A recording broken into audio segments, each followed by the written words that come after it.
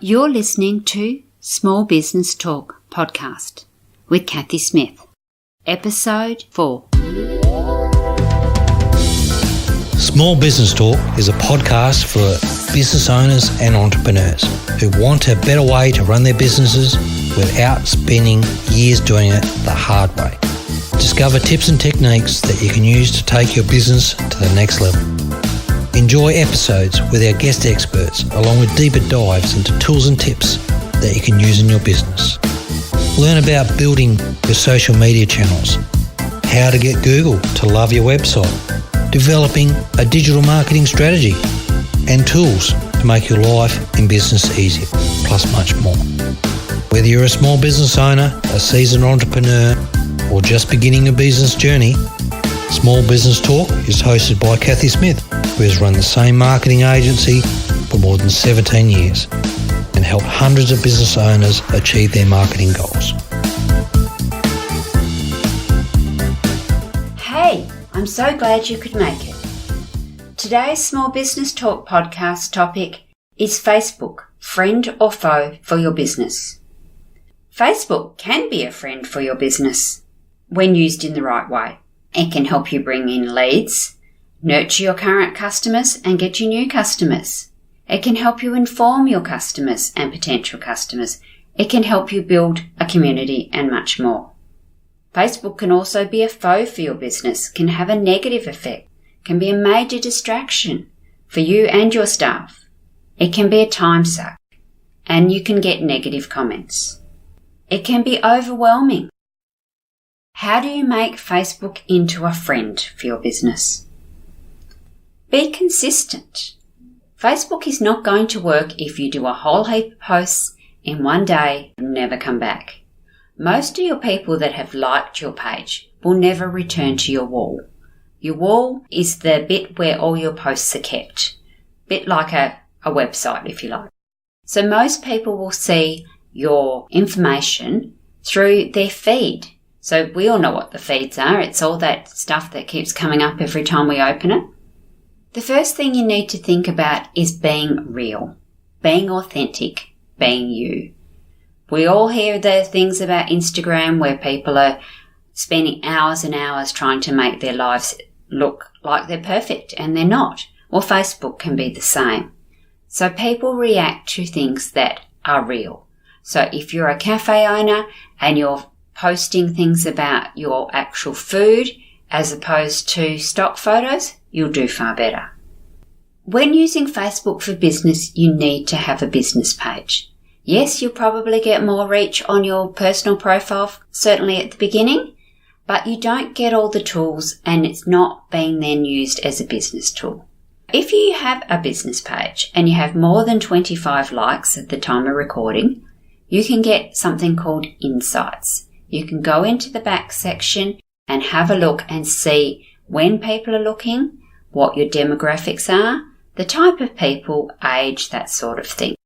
I'll post a link in the show notes at smallbusinesstalk.com.au/podcast to where you can go to get insights. Different devices have different areas. And please be aware that if you're using your Facebook on an iPhone or an Android, you will have less options. And Androids don't always show insights. So you will then have to go back to a PC, a computer, an iPad, or a Mac, something like that, to get your full range of services from Facebook. So once you go into your insights, you can see when people are looking at your page. And you might be surprised. Recent studies have said up to 65% of Australians look at their Facebook as soon as they get up or just before they go to bed. And don't discount the weekends. Often people are sitting at sporting events or waiting for things, or even when they're watching TV. And then they will be also trolling through their Facebook. So post when people are looking. If they're looking at 6 o'clock on a Sunday night, that's when you should be posting. Now, you don't actually need to be on your Facebook at 6 o'clock on a Sunday night. There are lots of different ways to set up schedules and posts. Just be a bit creative. Stop selling. The first time you met your partner or a potential partner, You didn't walk straight up to them and say, "Hey, here I am, marry me." Of course not. You started a relationship. You first off made eye contact, sort of did the little wink, make sure that they were into you as well. And then over time, you had a few dates, you got to know each other, and then eventually you may have moved in together or it led to a more permanent thing. Well, Facebook's a bit the same. People want to know, like, and trust you. You need to build that relationship. So start by adding value. Give them some interesting things. A bit like this podcast. We're not selling anything here. We're just trying to help you out. Do some value post before you try to sell. And be social. Depending on what kind of business you're in and how comfortable, you might post some things about your staff. You might have a staff member of the week. Or if you're sponsoring a sporting club or something like that, that's a perfect way to be social. Because remember, it is social media. When looking at your strategies, look at about 70 to 80% social things, letting them know about different things that you're doing. You might have an open day at your business. You might have a sale. You can do a sale as a social thing as opposed to a salesy thing because you're just informing. But remember that at some point, preferably 2 or 3 posts down the track, you do actually need to ask for a sale. Could be saying, "We have this available." After you've done your few like that, then you could actually say, "Hey, would you like to buy?" Remember that you do actually have to let people know that you have something for sale and ask for that sale. Not every time, and don't make your whole feed full of salesy stuff, or people just won't look at it, won't come back, won't be interested at all. A really good way of doing your value posts is a video if you're comfortable with that. But remember that 85% of videos are watched without the sound on. So if you're going to do a video that has audio in talking words, that sort of thing, make sure you do also have the captions so that people can read it. And make sure it's interesting. So if you're doing a video outside and it's really windy and nobody's going to be able to hear you, that's probably not going to work. With the advent of smartphones, we can do videos anywhere and quite easily. So the audio needs to be relatively good. A video with reasonable audio as opposed to no video at all, definitely go with a reasonable audio. But if it's really windy and hard to hear, that's probably going to be a turn-off. Think about somewhere else you might be able to shoot that video. So what are the negative consequences of Facebook? They're a time suck. How many times have you ended up just going to post one thing or look at one thing and hours have gone past? So how do you avoid that? Plan your time.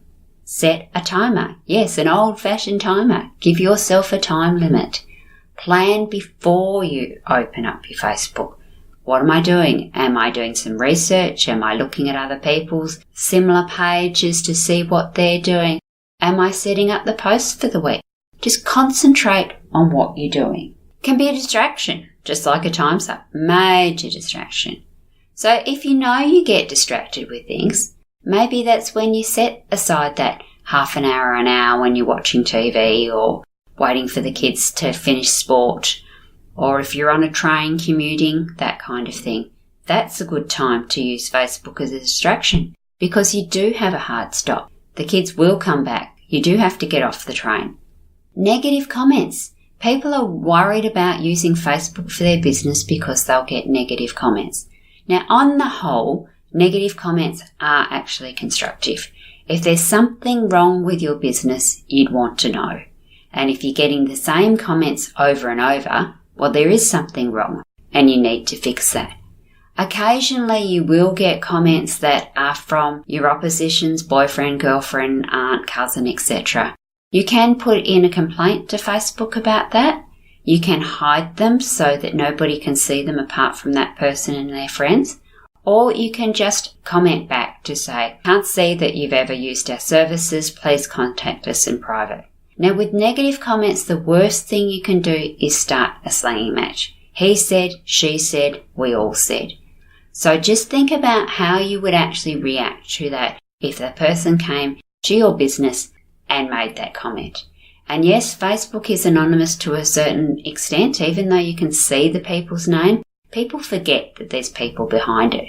So just think about the way that you would like to be treated and the way that you would react. And yes, sometimes you do get a barrage of negative comments, but on the whole, if there's something wrong with your business, you'd probably want to know. Another thing is people say that you have to pay to play. You'll never get any reach on Facebook unless you do ads. Oh, I've done ads before, they didn't work. Probably you didn't do them correctly, and that's another topic that we'll get into on this podcast later on.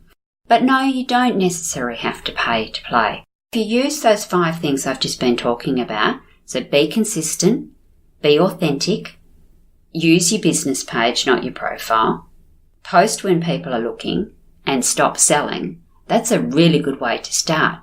But if you've only got a small page, and perhaps you've had it for a long time and people aren't overly interested, the ones that have liked it, how do you get more reach? Well, I'm glad you asked. A really good way to get more reach is to post into groups.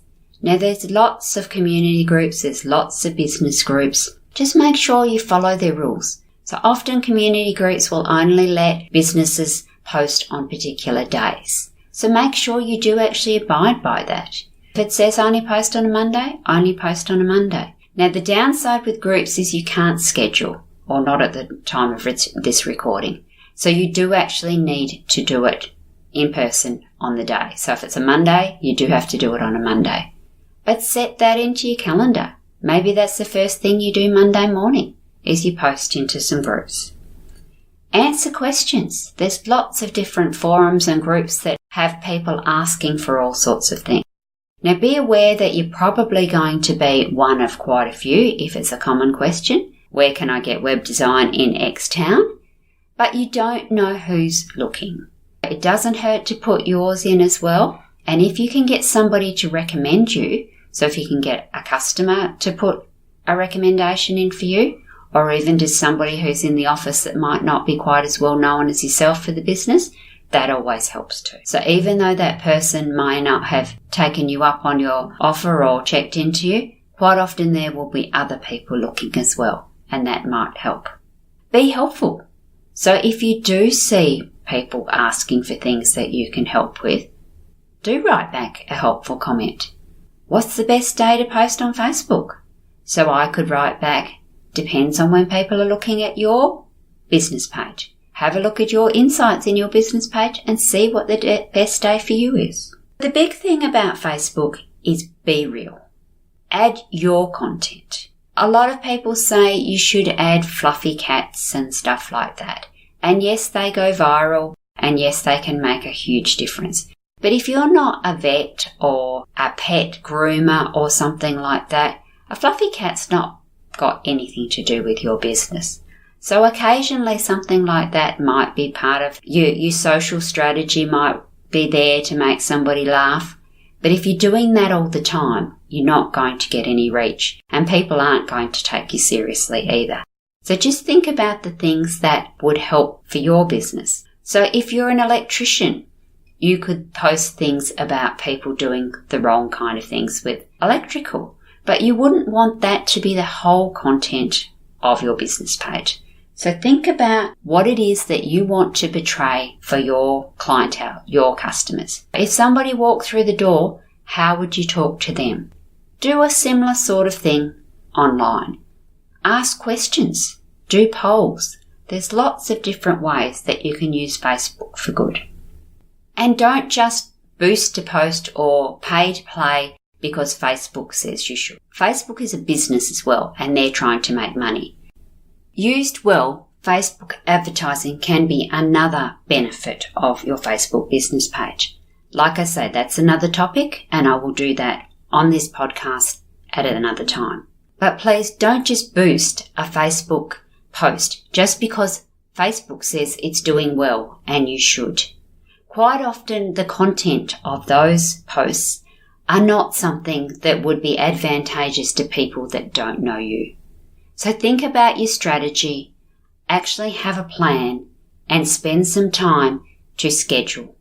Facebook doesn't have to be overwhelming. So set out some time, and work out what you're going to do. Remember, be consistent, be authentic, post when people are looking, post on your business page, and stop trying to sell. I hope you found this useful. In next week's edition, we are talking to Suzanne Cross, and she is a customer service expert who has been in business for many years and had multiple businesses across multiple categories. I hope you'll join me. Thank you very much. I'm Cathy Smith. Enjoy the ride. Don't forget to subscribe to Small Business Talk podcast and head on over to smallbusinesstalk.com.au/downloads for all the show notes and links to this episode. Remember, to be great, you must start. Pick one tip from today's episode, take action and implement it. Let's meet again next week at the same time and place. Until then, take action. And SBT community, enjoy your journey.